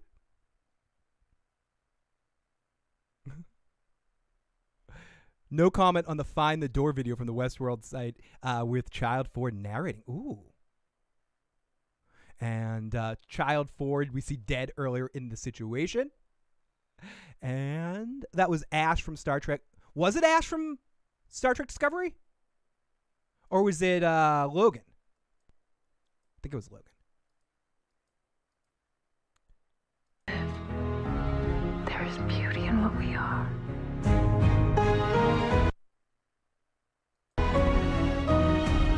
We've ridden 10 miles and all we've seen is blood. Is this really what you want? They're giving the droids hearts now. Oh, maybe it's the heart. Yeah, maybe it's the host's memory chip or something similar. That's why it flashed to familiar. Oh, couldn't pinpoint in season 1. Is his name Fitter? Everyone in the live chat, as always. And you guys, if you're watching this later, now, as we said before, you can check out the live chat along with the video right to the side. Make sure you switch that to live chat, not top chat, so you see all the comments and none of that automatically filtered bullshit. So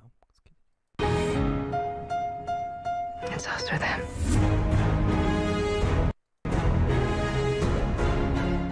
Revenge is just a different prayer at their altar, darling. the meeting, the Batman meets the Joker there. We're seeing attack battle. Oh yeah, fuck yeah. Is that young Hopkins? Is that an Anthony Hopkins sighting right there? Like, or am I like, well, what am I missing here? Whoa, sorry. Where the fuck is it? No, that's not Anthony. Is that who the? Oh no, that's Logan in the back there. I have not seen that, Alexandra. So no comment on it. What door? My answer to that, Alex, is what door video? What door video? I don't see a door video. What? But no, I haven't seen it yet. So I cannot That's Mr. Delos. Thanks for the heads up, Phil. That was the White Walker death art spiral, and maybe Logan. Okay, so that's definitely Logan. Or at least, not definitely. The body, the mannerism looks like Logan. And could this be a crossover point somewhat later in time? Not like the flashback time with young Men in Black, but not quite old Men in Black. Like the guy who plays the young one dressed up in makeup and to look a little older or something. And this is a little later in time, maybe? I don't know. Oh, that's Mr. Delos. Okay. Let's see. I'm very curious. Let me play a little bit more and see if we can see a little bit. Because to me, the face looks a little bit like the actor that plays young Ford. I mean, young Men in Black. Like it has that similar expression, but we will see, and I'm sure there'll be some other videos that are even better at breaking things down and overanalyzing stuff that will be able to tell people who these folks are. I kind of don't want to know, but I do think that's Logan back there. And who was having a little playing a little hide the salami? It's dark, so is that Dolores and Teddy? Because that definitely looks like Dolores' hair. So it could be Dolores and Teddy or Dolores and young Men in Black. They wanted to. Walking from behind there, that looked like an Anthony Hopkins kind of walk. It looked like a Ford walk.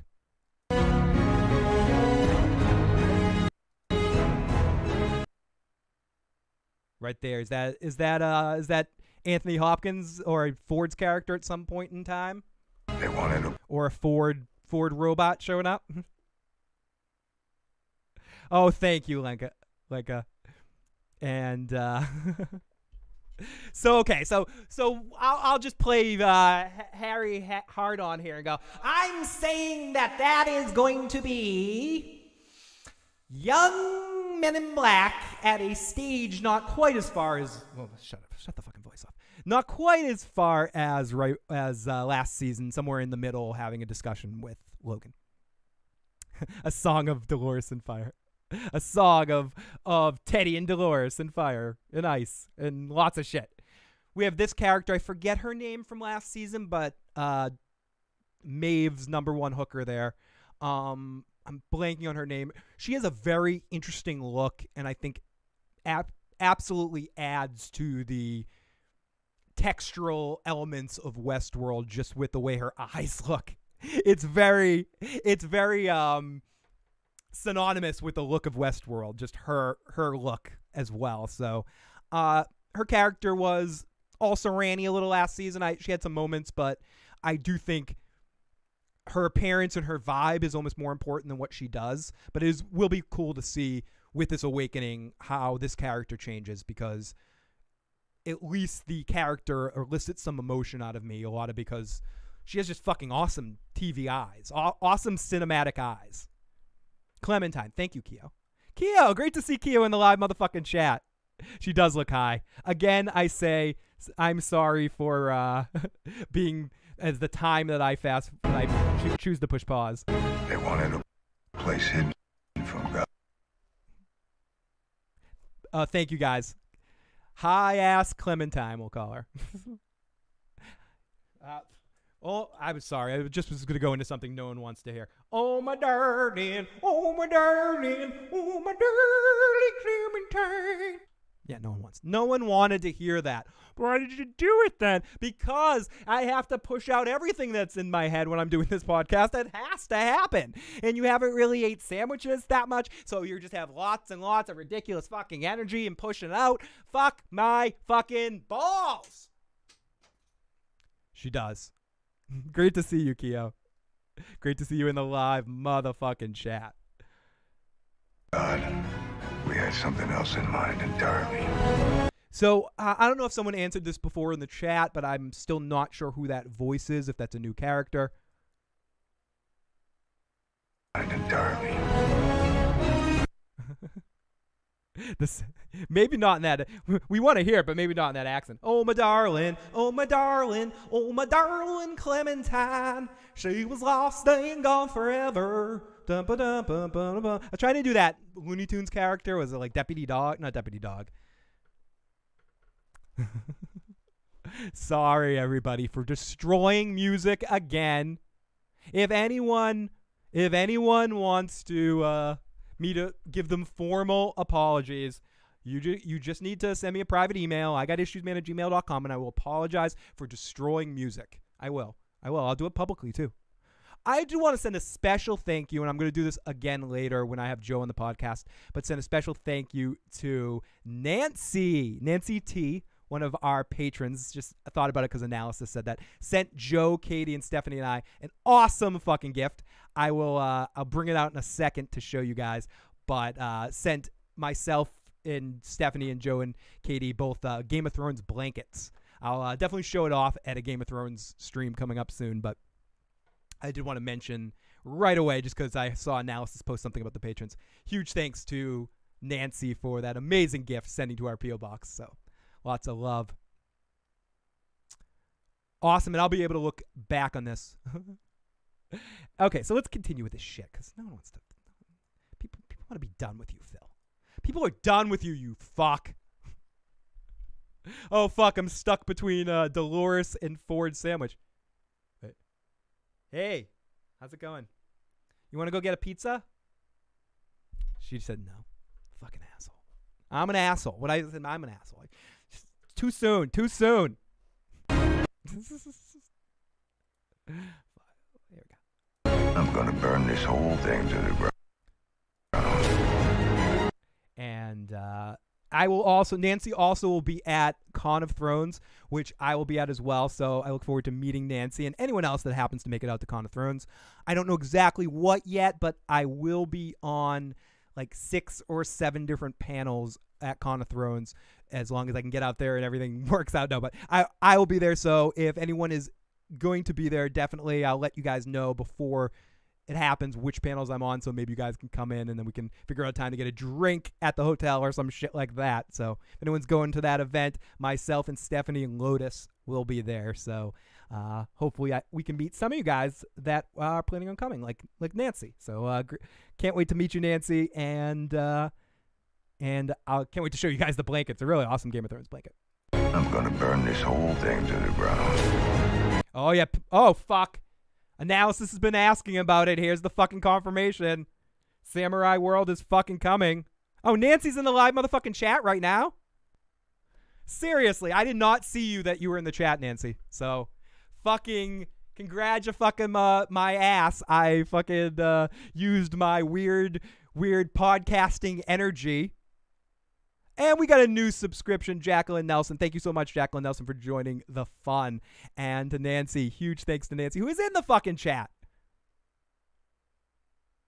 Fuck yeah. Okay, so let's continue. You're lost in the dark. Is that to... Whoa, oh, God. I'm sorry. I lost my breath there for a second.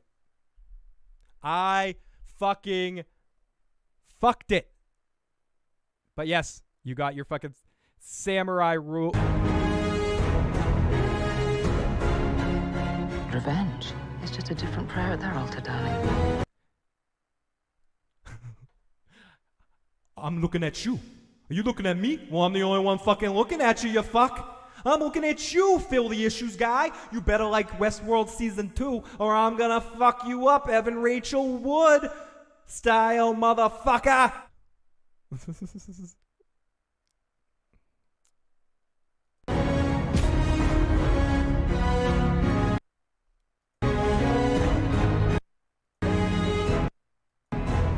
They wanted a place hidden from Yeah, this girl is God. very, very, very unique looking to me, and I like it. And again, there's certain people or certain dynamic characters that just by the look of them and being within a world of a show create atmosphere for the show.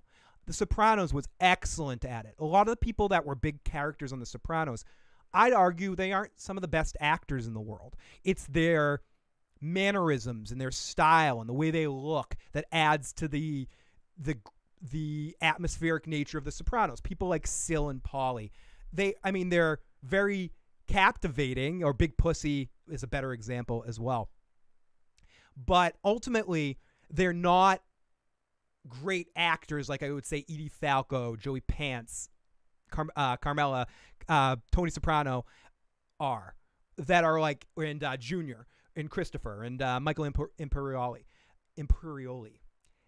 Like, they're good actors, good to excellent to great actors. Sil and Paulie and frickin' Pussy and Bobby, like, those guys are atmospheric elements. And I'm not saying this actress isn't a great actress. She might be. But for right now, to me, she's just one of those atmospheric structures within Westworld. And I think, and actress does nothing to get in the way of that. And I hope to see more and see her develop, because sometimes people that are those kind of things on shows can develop into great actors on those shows when storylines get expanded and stuff. So she's someone I'm extremely looking forward to. As Matt also says, and often says in our Soprano reviews, how on a rewatch he realizes how bad of an actor Big Pussy is, but he still loves him. Place hidden from God. We had something else in mind entirely. I just want to know where that image is from, or if it's real, or if it's just something in a sort of imagination state, in a way of something being described, or if it's the first uprising of some sort. Mind entirely. I'm gonna burn this whole We see the Men in Black crawling into a different tunnel, searching through this place, saying he wants to burn the whole thing to the ground.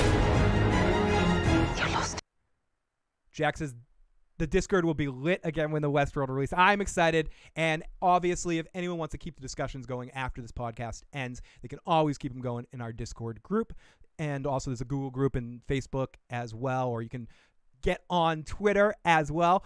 But Discord's probably one of the better ways. We also have a music room, trivia, lots of fucking shit, so make sure you're popping in there. Nancy! Holy shit, $20 super chat donation to help get to the Con of Thrones. Thank you so much. I got everything taken care of except for the hotel room, so I still have a little bit of shit to do for that, and got to get Stephanie's ticket to the con as well. So everybody, thank you so much, Nancy. That helps so much. You get 2 spins of the super chat wheel, and I'm start doing that right now. You guys are fucking amazing.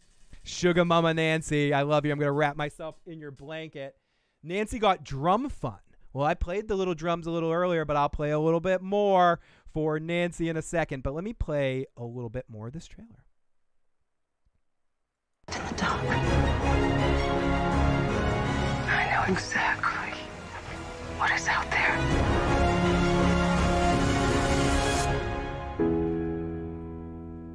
You frighten me sometimes, Dolores. Why on earth would you ever be frightened of me? Oh, fuck, dude. I love watching her fuck with shit. so fucking good. Okay, I want to watch just the very end of this trailer one more time, and then we'll call it a stream. Oh, yes, I'm sorry. Stephanie doesn't need a ticket. She's a projection. She's a projection out of a... I'm sorry. But I still... To keep up the ruse to anyone that doesn't listen to my show, she still needs to be there with me in existence, so I need to go through the motions of buying her a ticket to, you know, keep illusions up that Stephanie really exists and I don't live in my mom's basement. But thank you for that reminder. Sorry. Okay, so we see the samurai world. Someone said it earlier. We see Geisha Maeve right there. We see Dolores in another scenario. We're in the real world there. We see Men in Black, or what looks like the Men in Black, trying to kill himself. I know exactly. Don't put that nipple thing on the wheel. Oh, she looks so good in like. She looks like she's dressed like the host that greets people. And Exactly. yeah, for the real life like puppet. Exactly, Lenka. Exactly. Can you fuck a projection? Well, nothing's ever stopped me before. Hannibal, you can really fuck anything if you try. You know? Pretty much. I think you can fuck anything with effort. You know, it doesn't it's like smoke. It's like if people go, "Can you smoke that?" You can smoke anything, you know. If you can insert anything you want, you can try to penetrate anything you want to try to penetrate, unless it's like a diamond or something. You have a chance, or adamantium or some shit. I mean, it's tough to try to fuck adamantium.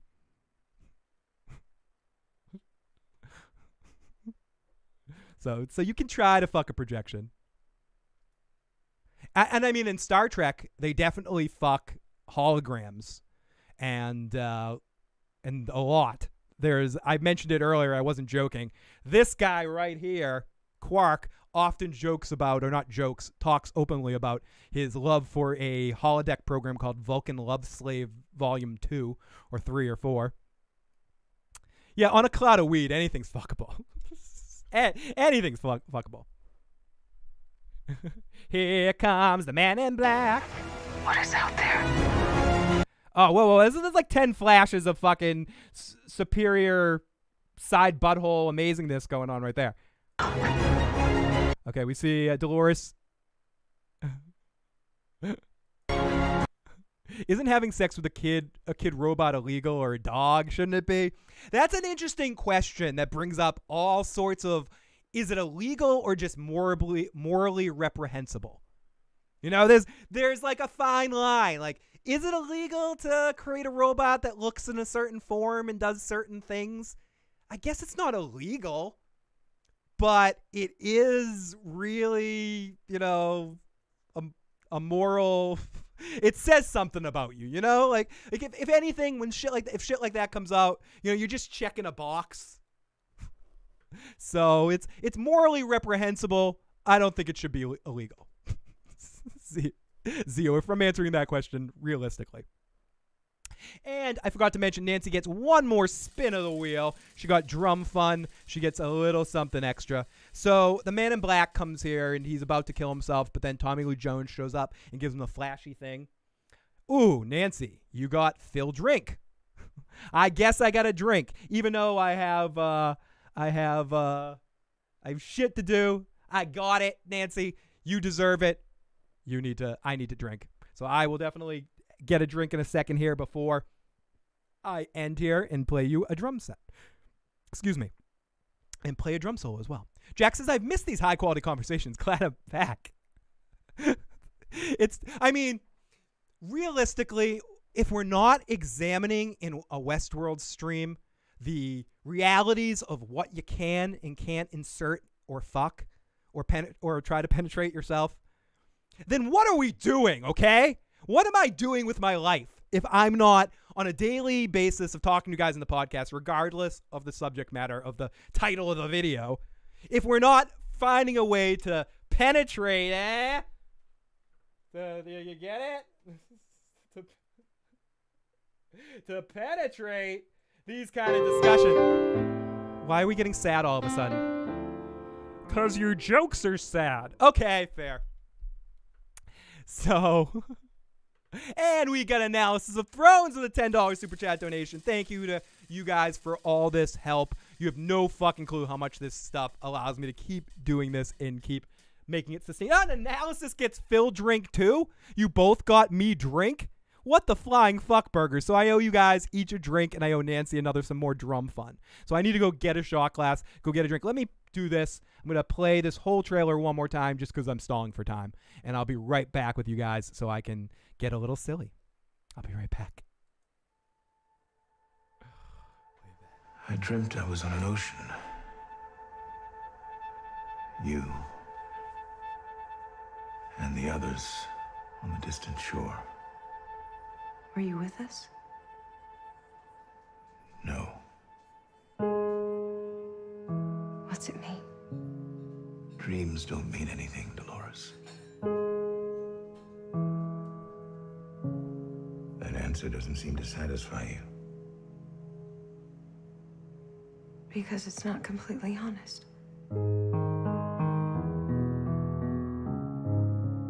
Did you ever stop to wonder about your actions?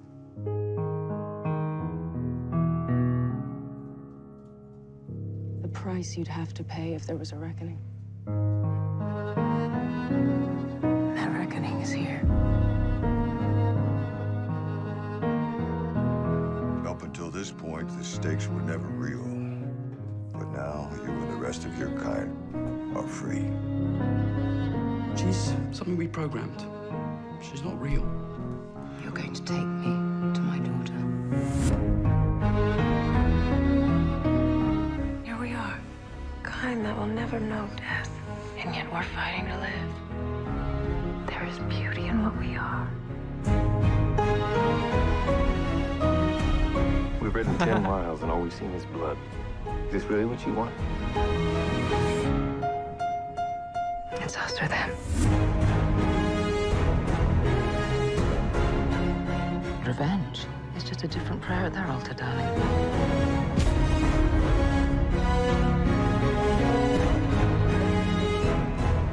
They wanted a place hidden from God. We had something else in mind entirely. I'm gonna burn this whole thing to the ground. You're lost in the dark. I know exactly what is out there. You frighten me sometimes, Dolores. Why on earth would you ever be frightened of me? Oh, and I love the sound at the end there. And that is our trailer of Westworld. Watched it a bunch of times. Broke it down a little bit. Lots of excitement that happens there at the end. We'll get into even more analysis of Thrones. But let's start to wrap this up. What meant to be, as usual. Wanted to try to do this under an hour. We're now 2 hours plus because I can't shut my fucking mouth. And Big Kev with the $3.99 super chat donation. He gets a spin too. Thank you, all of you guys. And I owe Nancy a shot, and I owe Analysis a shot. I'm pouring smaller shots because I have to play rock music later tonight. So here we go. And Big Kev got spin again. To Analysis.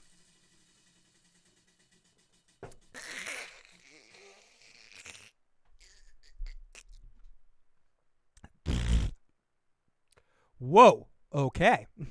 And let's see. I discovered Westworld has changed since the trailer is out. Go have a look at it. Ooh. Let me pour one more shot. That's too big. That's too big. So to wrap things up here about Westworld, and then we might change subjects a little bit. Ultimately, I'm very, very excited. This trailer, I love how it just came out of nowhere and had that shock factor. So many great moments, but not delivering too much information about the season while salivating so many ideas or thoughts that were put through leading up to this point. We're less than a month away. It's interesting that the full real trailer is only coming now. Because they didn't want too much time to go between seeing this and when the season starts to limit like too much analysis or too much thoughts of what's going on. So I'm trying to understand this and feel this on a visceral level of how the fuck I feel about this. And I feel fucking excited. Am I scared? Am I scared? Am I a coward? Am I a scaredy cat? Am I scared that Westworld Season 2 might suck? Am I scared that it might not be able to establish the same sort of dynamic and energy and shock value that Season 1 did? Yes. Am I confident that I'm going to have a... I sound like my mother. Am I confident?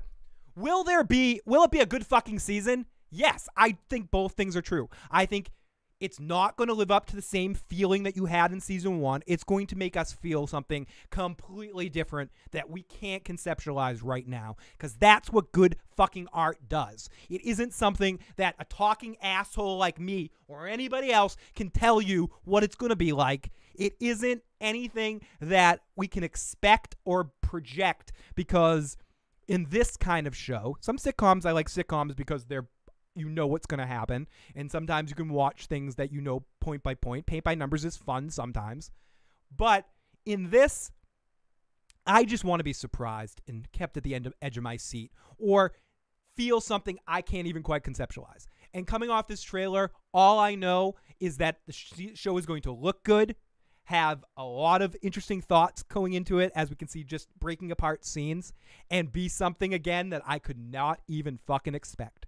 So everyone in the live motherfucking chat, you guys are awesome. My last thought when watching that trailer is this right fucking here. I just shit my pants. I just shit my fucking pants. Kick someone's ass, Phil. I basically do. Yeah, I mean, something like Cheers, you know, doesn't really matter. April 22nd is just 3 weeks and 2 days of fucking...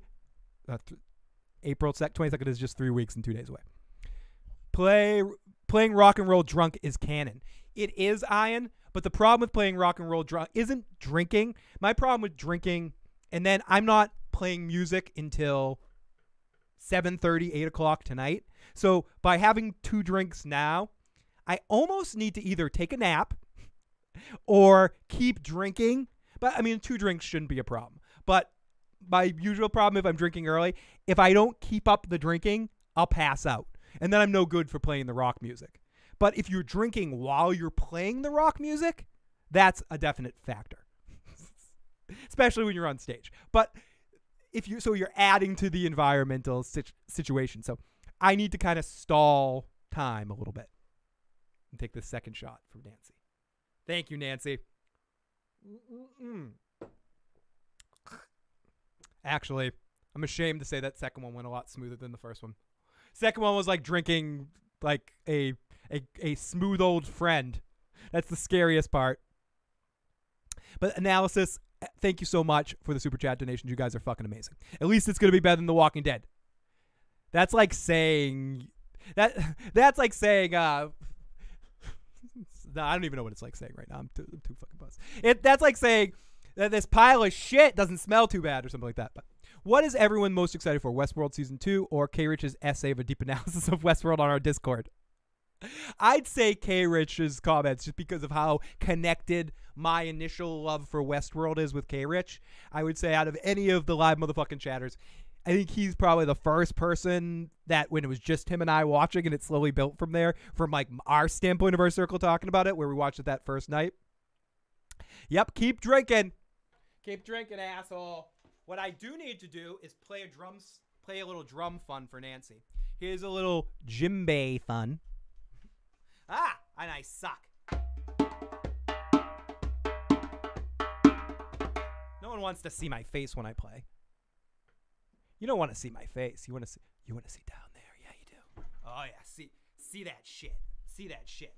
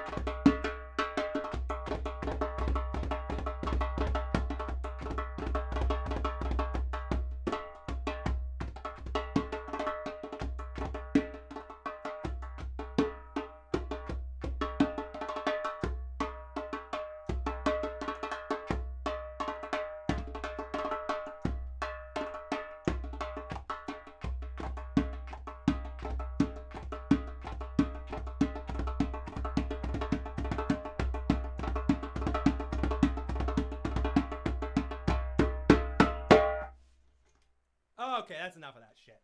That's enough of that shit. Nancy, a debt is paid. Nancy, a debt is paid. And Big Kev got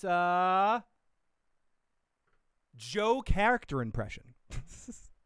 So I don't have Joe character impression here right now because Joe Dirty Locks isn't with me. But what I can do is play you this. And we'll see if this works. Let's play what the Walking David has to say. Fuck logic. Fuck logic. Fuck it. So, I could do a character impression of your choice, but we'll save that, and Big Kev will, next podcast we do with Joe, we'll let Joe do a character impression of anyone he wants. I'm not gonna embarrass myself. Like, yo, this is Rocky. Yo, Adrian, I'm gonna fight the fight. Rocky, you can't fight the fight. Yo, man, I wanna fight the fight. Who's the fight against? Yeah, some dude. Yo, Adrian. Some dude named Tyson. Ha! Mike Tyson, boo every champ in the world. Yo, Adrian. Yo, Adrian, I'm gonna fight this Tyson. Rocky, you're gonna get killed. Yo, Adrian. Blah. I don't have anything else to say but yo, Adrian. Yeah, yes, boy, I'm gonna fuck you up. So here we go. We got Mike Tyson versus Rocky Balboa in the fight of the century. And it's a left from Tyson. Gets 2 quick uppercuts, but Rocky's head won't move. Rocky is like a bull. Yeah, I'm doing better than Little Mac. Whoa. And I don't know where to go with there.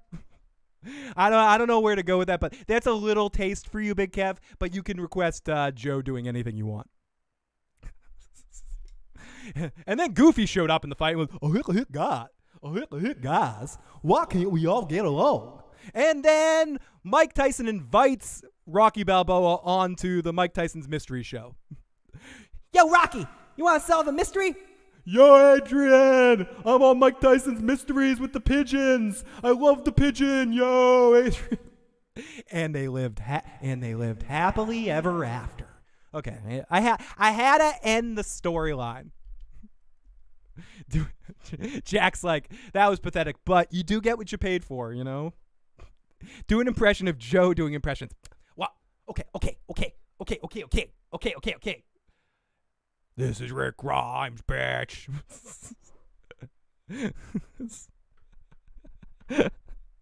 Oh, fuck. Sorry, guys. Sorry for the goofiness. And sorry, not sorry. Alexander, in the frame with Logan by the pool, not the cactus, is definitely James Dellis. Okay, awesome. Thank you, Alex. So, everybody, what have we learned today? We learned that I'm fucking straight up insane. We've learned that Joe and Walking David are the impressions guys. We also learned that 2 shots of vodka before 3 o'clock makes me more Don Draper than Rummy in the street. Yeah, sure. What else did we learn? We also learned that I don't even know. But we learned that Westworld is in fact coming April 22nd. We knew that before, but now we know for sure. We know that we've seen the video. Oh, and we also learned that Nancy is fucking awesome. And let me get to the full camera view for this one. This was the Game of Thrones blanket that Nancy sent us. Huge fucking blanket. But I'm very excited. I haven't decided if I want to use it or put it on the wall somewhere yet. But this is lots of love to Nancy for this. She got one for Joe and Katie as well. And now I'm just knocking over drums like I'm in the fucking Who or some shit like that. I'm breaking crap. But everybody, thank you so much for tuning into this podcast. I definitely appreciate it and appreciate all the super chat donators for being fucking awesome. As you can see in the description box below, there's many ways to help us and stay connected, but make sure if you want to keep the discussion going right now, we have a Westworld Discord room that you can keep the speculation and break this down even further with some awesome babblery. And if you haven't already, and yes, we also learned that Stephanie is a very convincing projection, and someone's doing her voice, or I have recordings, or I have my mom doing her voice, which would be even creepier. I keep talking about how I'm creepy. We learned I'm very creepy. We definitely learned I'm creepy. We learned that I can speak really, really high. Like, and I'm not talking about the sandwich kind of high. I mean, oh my goodness, hi. Like that kind of high. Nancy, amazing. Thank you, Nancy, so much. Oh, Jack, you having those? Fucking great. I honestly can't wait to fucking cuddle up on that fucking blanket. Thank you, Jack. Great to see you. Great to see all of our folks popping on in here today. So issues program a day keeps the doctor away from me anyways. So automatically feel better after I do this. So everybody, what do we got going on in the general fucking chat? Oh, thank you, Red Witch. You're fucking awesome. I gotta get to the right page to get ready to stop this shit. But if you haven't already, and you like this video, and you haven't already, hit the subscribe button. Why don't ya? Buy something, will ya? No. And no, everyone, if you enjoyed yourself, please hit the like button, please hit the subscribe button, share the channel with a friend. If you're watching this later, make sure you pop down in the comment section. We'd love to hear what you have to say. And by we, I mean me. But I have to say we because it makes me sound, well, more properly describes what's going on in my head. It's funny and sad because it's true. I may be back tomorrow afternoon. I don't know. I'm really trying to do a podcast tomorrow afternoon with my friend Steve. But he's been a little prickly. Not prickly as in a difficult person to hang out with, but I guess just prickly to pin down to come over here on a Friday to do a podcast on The Big Lebowski. But I'm going to try to do that tomorrow if it's possible. But if not, I will be back all alone, unfortunately, but all alone on Sunday night. No Joe, but Joe will be back for the final 2 weeks. You'll have to deal with me alone this Sunday for The Walking Dead. So if I don't see you guys tomorrow afternoon, look forward to seeing you guys on Sunday. Make sure you also check out Dirty Issues Gaming to check out some of Joe's live video game streams. And I pop on in there every once in a while as well, too, in Taka. Also, Taka might have a video for you coming out on this channel soon. On Ready Player One. We'll have to wait for that sometime soon. But I gotta stop before the music. Goodbye!